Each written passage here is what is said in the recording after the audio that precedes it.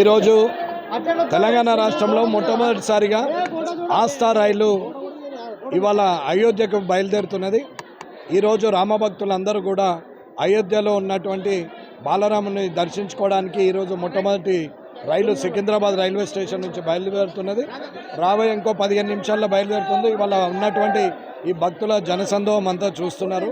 కాబట్టి ఈ railway station నుంచి ఇవాళ ఇదేళ్తూ రేపు కాజీపేట నుంచి అక్కడి నుంచి బయలుదేరుతుంది ఇంకొకటి.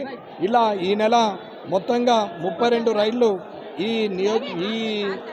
సికింద్రాబాద్ రైలు నుంచి ఒక 16, కాజీపేట నుంచి ఒక 16 రైళ్లు బయలుదేరుతాయి. ఇవన్నీ రామభక్తుల కోసము ఏర్పాటు చేసినటువంటి స్పెషల్ ట్రైన్స్.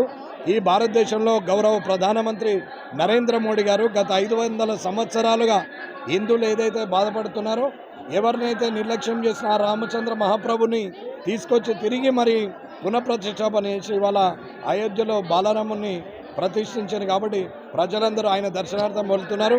కాబట్టి ఆ శ్రీరామచంద్ర మహాప్రభు చేసినటువంటి ఈ రాజ్యంలో మనము ఈ సమయంలో ఈ తరంలో మనం పుట్టడం అనేది మన అదృష్టం, కల్లారా చూసే యోగ్యం ఉంది. కాబట్టి అందరూ కూడా రానున్న రోజుల్లో రామభక్తులందరూ కూడా అయోధ్యను సందర్శించుకోవాలని కోరుకుంటున్నాం.